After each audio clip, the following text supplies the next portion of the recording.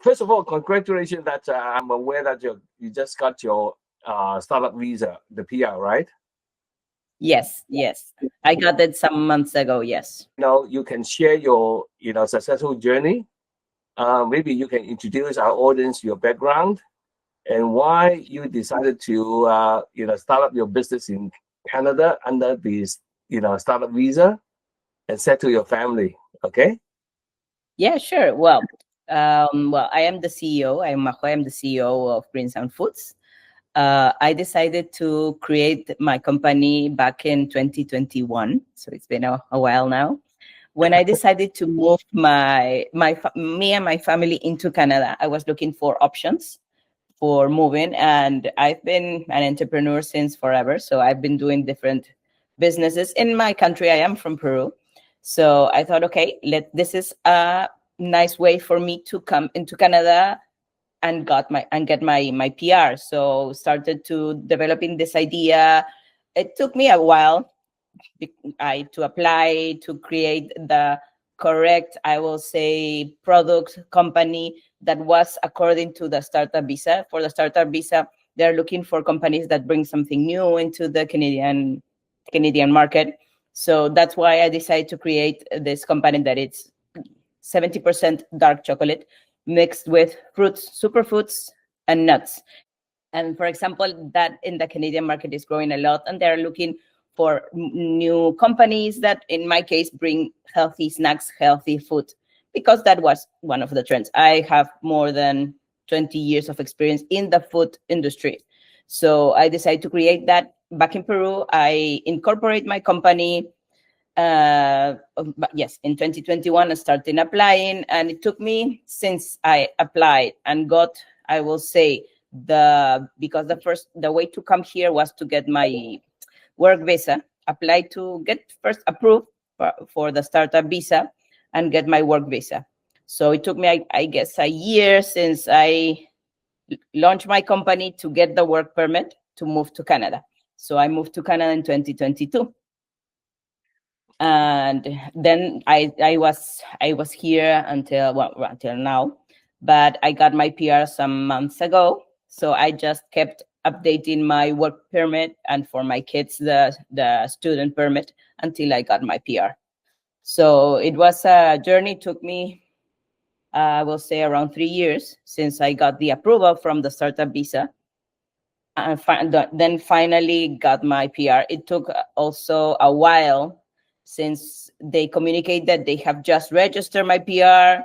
They ask me for a lot of information, and you need to keep your documentation well, have all the information that your company is working, what is happening, who you're contacting, who you're selling. They want to know a lot about, I will say, if the company is real, if you are really doing something for the Canadian market. So that's why I say maybe every 6 months they ask me for information, and I just send all the information I had. I had that, how much I was selling.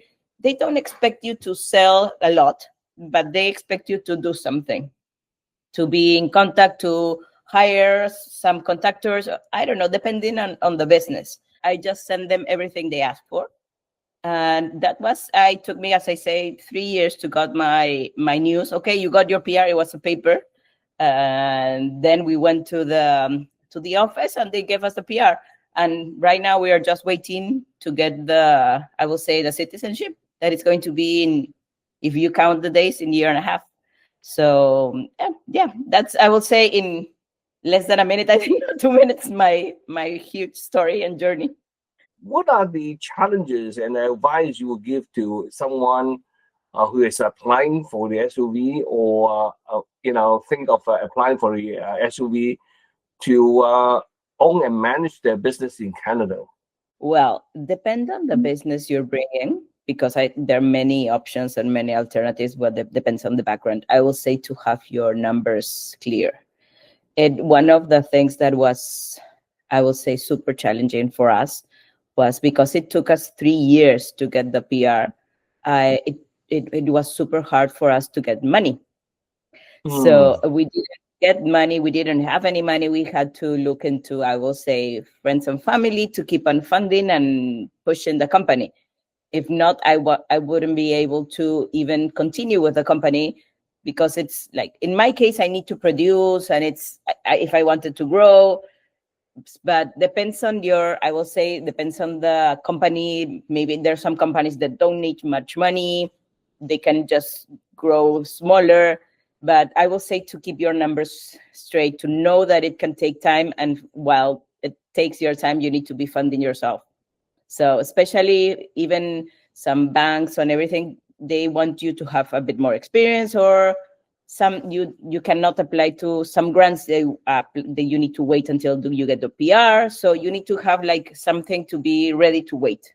You're definitely right that you are one of the genuine entrepreneurs who have a bright, innovative idea. You grow your business scalable to a global scale, as stated in the visa requirements. So I would say that if you are a genuine entrepreneur, definitely the startup is a good pathway to start up your business in Canada, right? Yes, I will say you have to be an entrepreneur, but you have to be maybe search the Canadian market, because the SUV used to receive like the innovative ideas, something different. If you're bringing something that it's already all over Canada, it's not going to be something new. So you need to be a bit creative also to bring a great idea, and that they will say, okay, yes, this is great. Let's bring this into Canada. This is going to be also an easier path for you. Great to hear your happy story. Now, so I wish you all the best with your business and also your family life in Canada, and we'll make sure that we keep in touch. Of course. Thank you, John. Whatever you need, I'm always here. Okay. Nice to talk to you with you. Bye, John. Bye. Bye. Take care. Bye.